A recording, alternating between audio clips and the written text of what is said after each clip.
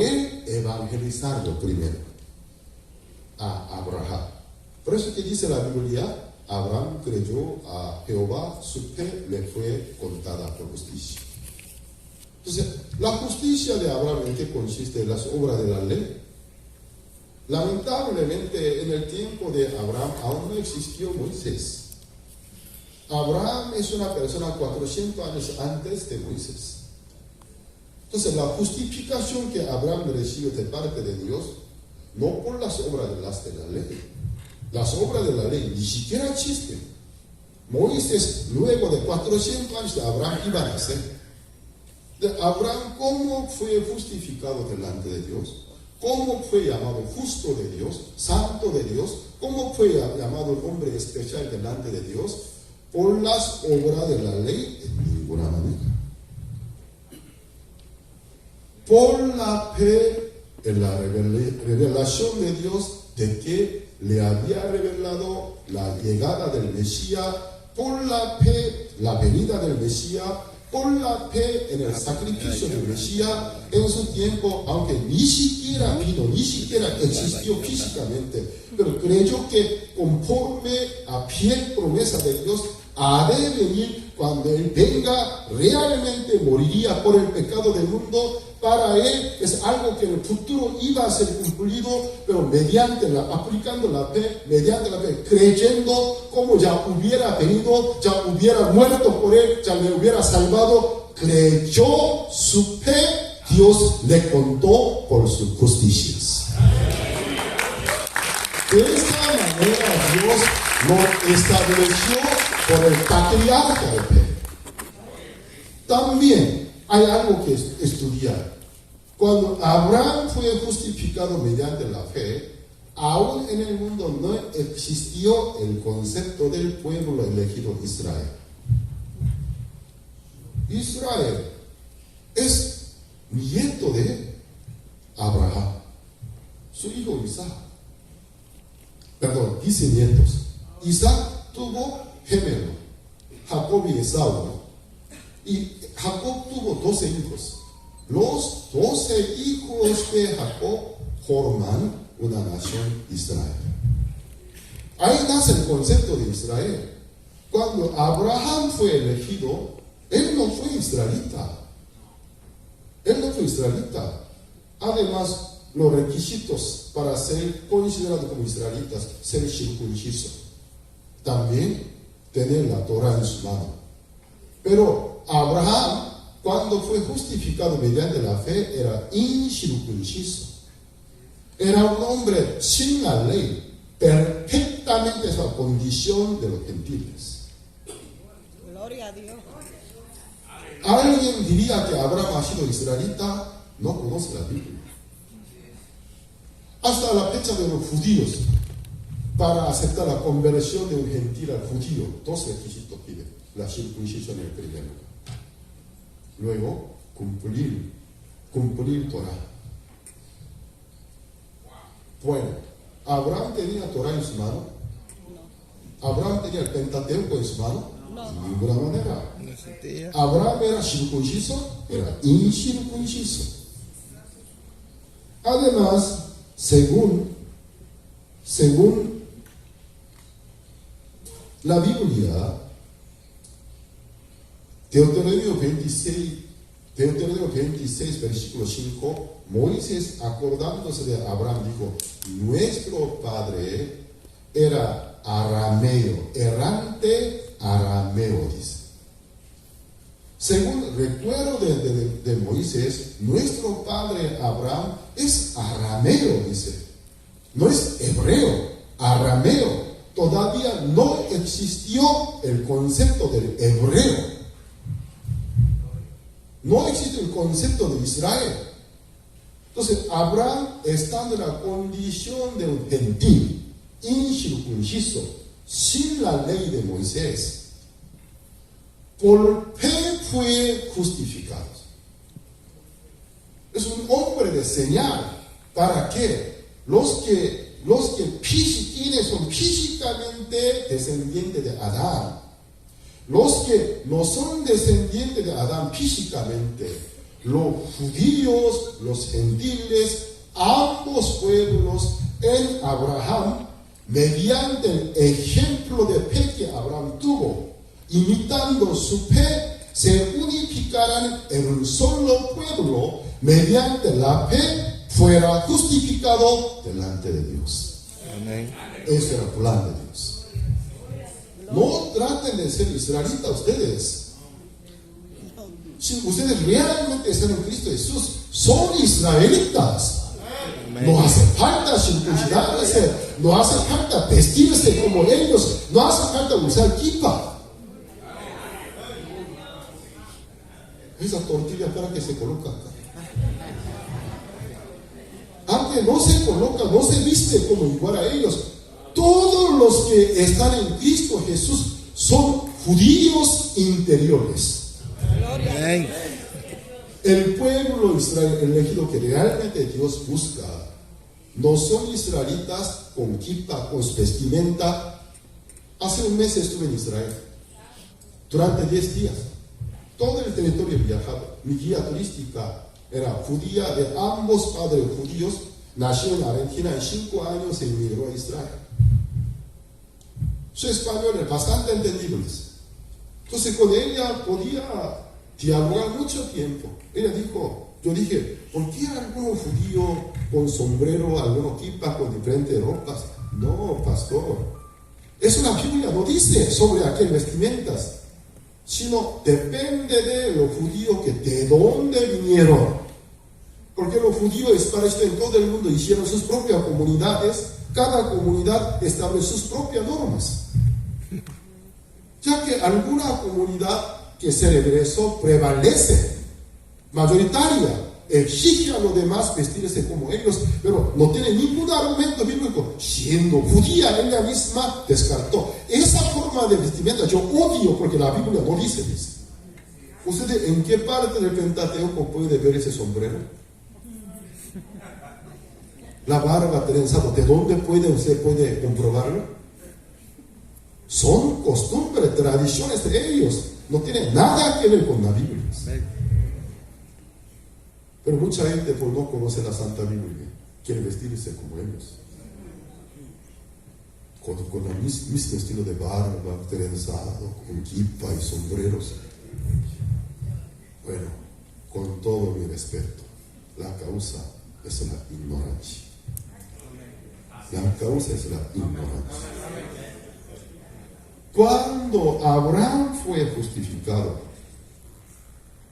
él era incircunciso. Después de ser justificado, como señal de su fe, Dios a él le ordena la circuncisión, para que le sirviera como señal del pacto. Después de ser justificado, luego se circuncida. La justificación, la salvación, no provino de la circuncisión. La circuncisión después de la salvación.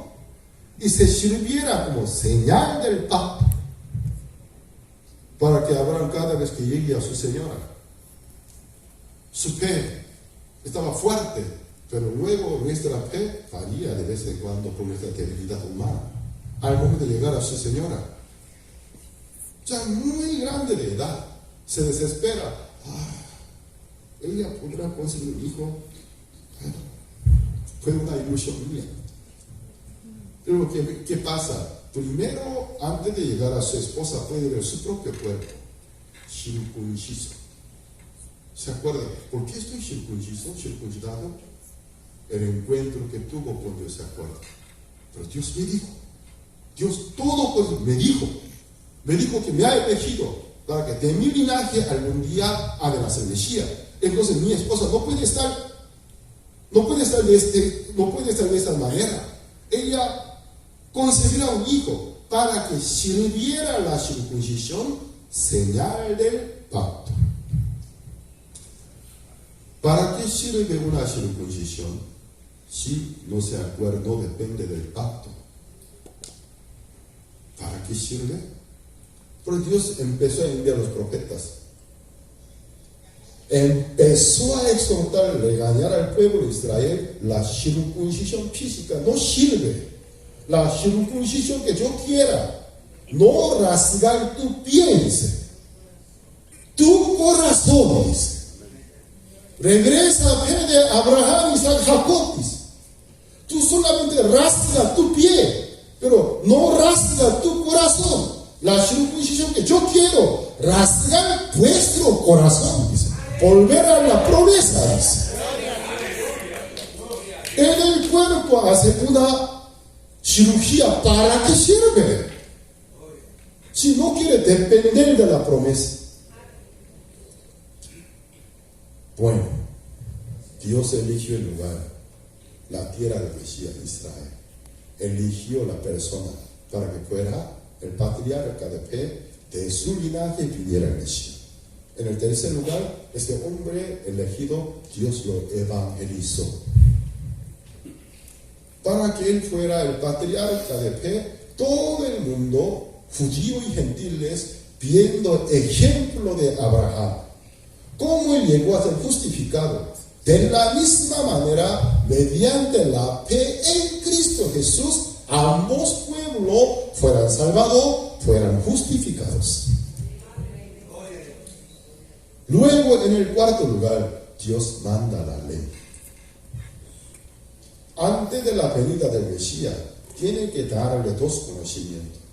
El conocimiento del pecado, y por medio de aquel conocimiento del pecado, la necesidad de ofrecer ofrenda expiatoria. ¿Por qué Dios a Moisés ha dado no solamente la ley, también las ofrendas expiatorias? Si realmente hubiera esperado que el pueblo de Israel lo cumpliera fielmente, ¿para qué les ha dado una salida? En el caso que viole, en el caso que cometa algún pecado que debe ofrecer una ofrenda expiatoria para ser perdonado, sabía que no iba a poder cumplir. Ustedes cuando construyen una casa, construyen la cocina, ¿no? Y en la casa no pone el baño. ¿Por qué pone el baño? ¿Por qué pone el baño en la casa? Si nunca lo ensuciaría, ¿para qué pone el baño? Es lógico, si hay un ingreso, habrá mucho ingreso. Es lógico. En una casa, en lugar del ingreso, la cocina y comedor, entonces necesita el lugar del egreso. Es el baño. ¿Por qué Dios ha dado en el lugar del como egreso? Cuando cometiere algún pecado, violare algún número de mandamientos, ofrecerá una ofrenda y traerá al tabernáculo. ¿Por qué les ha dado una resolución? Si realmente hubiera esperado que cumplieran fielmente toda la ley. Sabía de antemano, no son capaces de poder cumplirla. Entonces, ¿para qué sirve la ley? En el primer lugar, se sirve como el conocimiento del pecado. Por la ley conocemos el pecado. En el segundo lugar, por el pecado ofrecemos ofrenda expiatoria. Por aquella introducción podemos entender cuando venga el Mesías cómo nos justificaría. Estos son requerimientos. Dios empezó a dar a Abraham la tierra de Israel. Abraham lo evangelizó. Luego, en su cuarta generación, da la ley. Por medio de la ley da el conocimiento del pecado. Por medio del conocimiento del pecado, la necesidad de la ofrenda expiatoria. Y el tabernáculo es una preparación. Cuando venga el Mesías, para que el pueblo de Israel fácilmente entendiera que Jesucristo es la imagen verdadera de aquella sombra. La ley, las profecías son símbolo y figura de los bienes venideros. Jesucristo es el protagonista de toda la Biblia. Jesucristo es el Salvador.